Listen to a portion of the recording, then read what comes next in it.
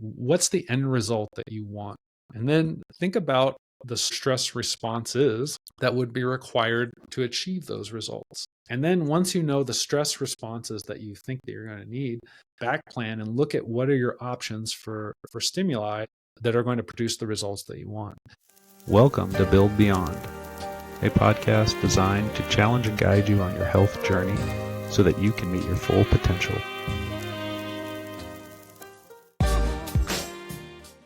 During this podcast, I want to talk about injury prevention. The concept of injury prevention, I think, is debatable and maybe a little controversial just because of the notion of prevention. So let's say you are worried about an injury, or you've had an injury and you don't want it to happen again, and you come to me and you want injury prevention, and I put you through a prevention program. And let's say that the injury doesn't come back or doesn't happen. Did we actually prevent it? Or was it just not going to happen anyway? We would really have no way of knowing. So rather than think about the concept of injury prevention, it seems to be more productive if we think about injury risk reduction, because reduction is measurable. So let's say you have low back pain episodes.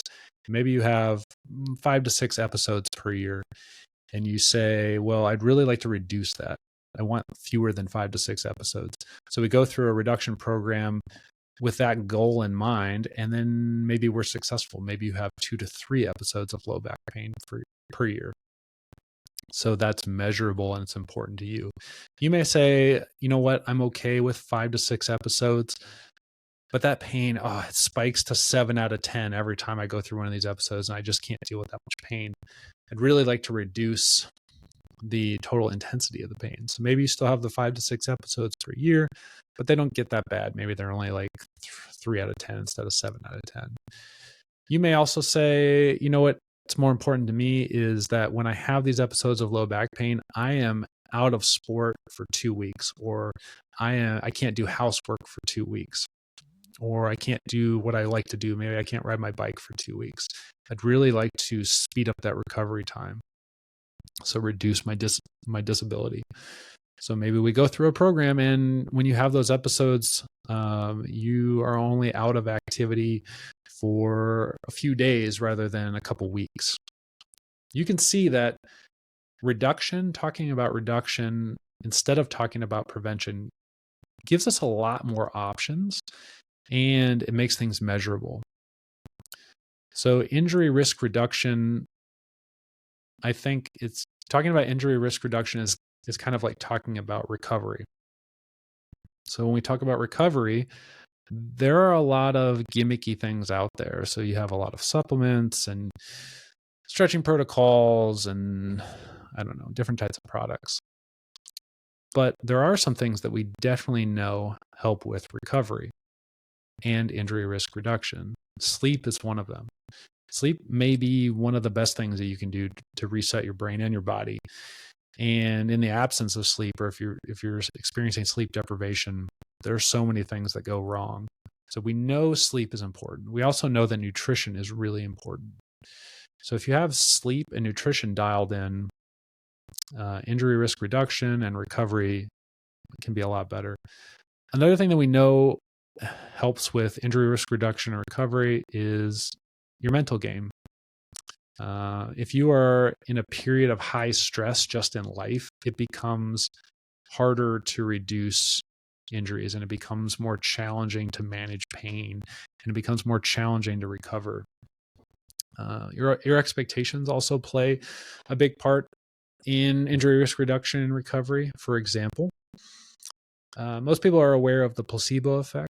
So if you expect a positive outcome, even if you get a sham treatment, you can still get the positive benefit. Well, there's the nocebo effect as well. People who anticipate a poor outcome, a lot of times will get a poor outcome, even if there's no actual injury or there's nothing that would explain that poor outcome. So we know we need sleep, nutrition, and we need a good mental game. Other than that, we need a training program that augments or supplements whatever it is we're trying to accomplish, whether it's sport or life. And I think a lot of times people just don't have a training program at all. So an example in sport would be maybe club sports that are less organized, than where there's no preseason. So players will go from literally no training and preparation to 2 training sessions a day and then games as quickly as possible. Well, that's an example of the absence of a training program, and we can see how that's not going to help with injury risk reduction or recovery. On the flip side, you can see problems with athletes who do too much. So I'll use volleyball as an example. Volleyball players are plyometric athletes. They're explosive athletes, and they do explosive movements over and over and over again for a long period of time. So let's take a volleyball team that's really good and training really hard. So they're out there on the court cutting and jumping and diving, and they're doing this hour after hour after hour.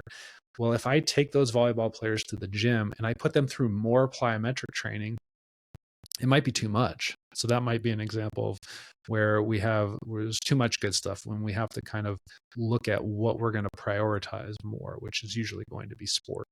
If we have a good training program that actually supports whatever it is we're trying to do, we're sleeping well, we're eating well, and our mental game's on point, then I would argue that injury risk reduction we're probably maxing that out. We're getting close to it. At least we're in the ballpark.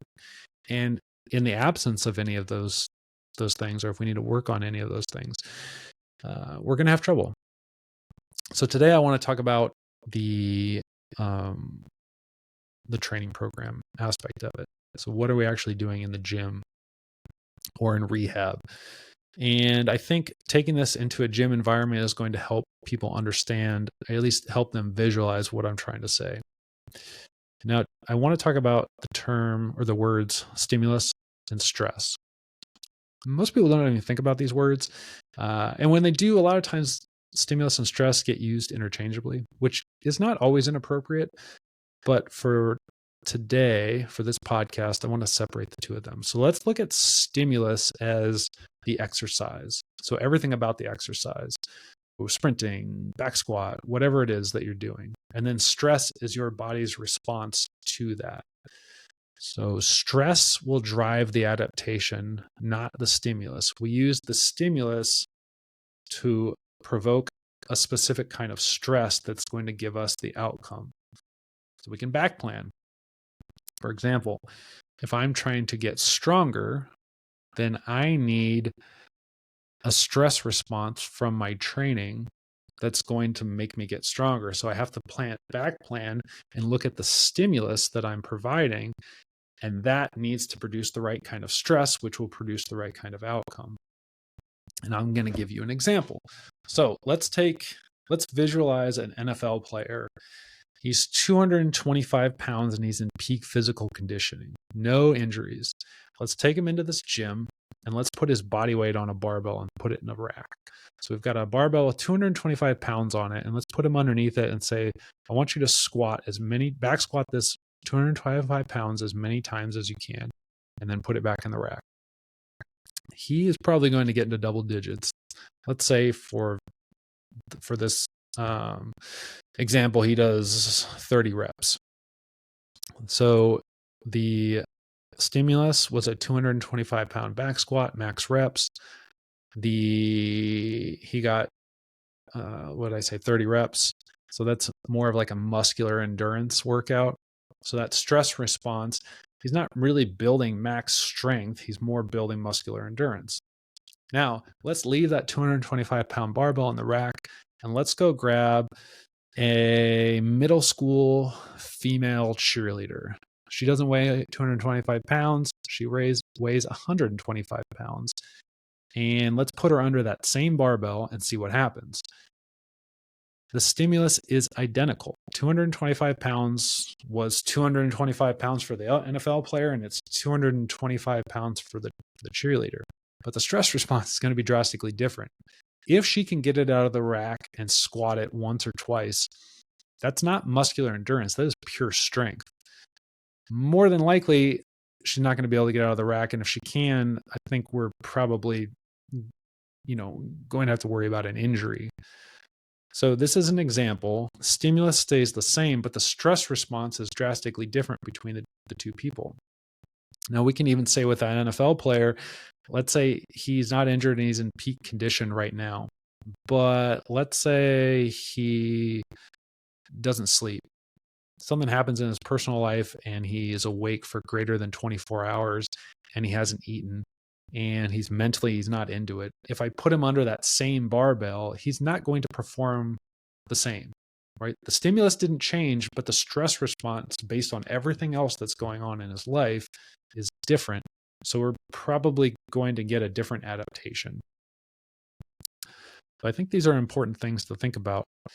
Now, how do we apply this to our everyday life? Because most of us aren't NFL players and a lot of us aren't middle school cheerleaders. Well, first, what's your training goal or goals? I think you need to define those. And if you're trying to be an elite athlete, be serious about it. But if you're not trying to be an elite athlete, then do you necessarily need to train like an elite athlete? Maybe. I mean, I guess it really depends on your goals. So most of us just want to be healthy, or we want to be healthy and we want to look good by the pool in the summer. So if that's the goal, then we want to look at like what type of stimulus is going to produce the right amount of stress to help us reach those goals. And I think it's very common for people to go to the gym. They haven't really made or thought about a measurable goal, and they just go as hard as possible.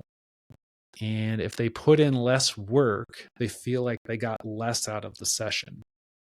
So let me tell you another story. This is another analogy. Let's say that I am a magic genie and a college tennis player finds the lamp and she rubs the lamp and says, "Look, I only want one wish and I want to win a national championship this season." I go, okay, here's the catch. I can't give you the national championship win, but I can guarantee that you will get to the national championship game. They'll be down to 2 players and you will be one of them. Does that sound good? And let's say she says, yes, that's great. And I said, okay, but here's how you have to make a choice.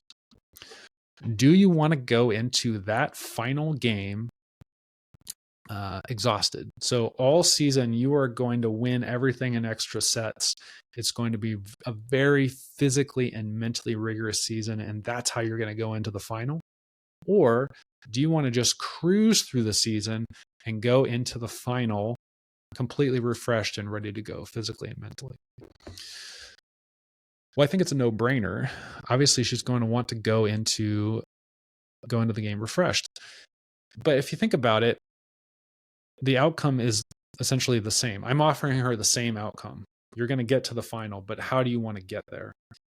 And I think this is an important thing we're looking to think about if you're going to the gym, because we're thinking about minimum effective dose. Because if you have defined your goals and your goals are to be healthy and to look good and to remain physically active, then you realistically want to do the least amount of work possible to help you meet those goals, not the most amount.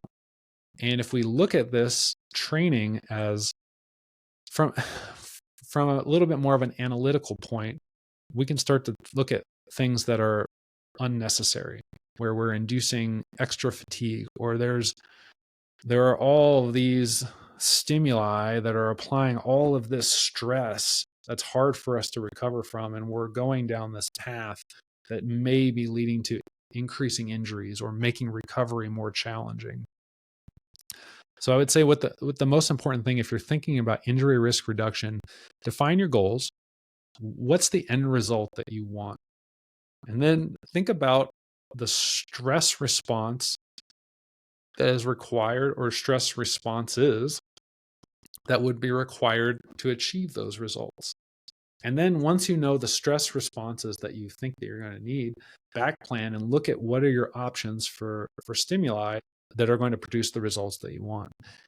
And it all comes from this back planning process, which I just don't think a lot of people do. So if you don't care about injury risk reduction, you're probably not listening to the podcast anymore. But if you are still listening and you haven't done this, it's worth your time. And if you don't know how to do it, it may be worth your time to reach out to someone to kind of help you with this process, because it can be a little bit tricky.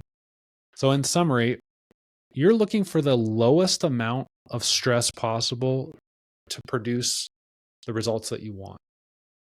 Because the lowest amount of stress is the most efficient way to accomplish your goal. And if you are efficient and you're leaving stuff left in the tank and you're feeling better and you have more energy, I would argue that it's easier to recover.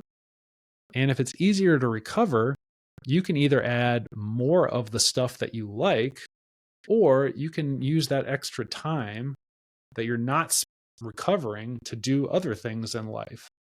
And I would also argue that if recovery is simplified, you are probably more likely to reduce your risk of injury. So I would argue that training efficiency reduces injuries. Most people get into trouble when they go too hard, too often. So they just go to the gym and they're chasing maximum fatigue every time they go. It's not necessarily the best way to do it. Maximum training stress as your default setting makes recovery efforts more challenging. And as you get into this cycle of poor recovery, it gets harder and harder to reduce the injuries and reduce pain. I hope this helps.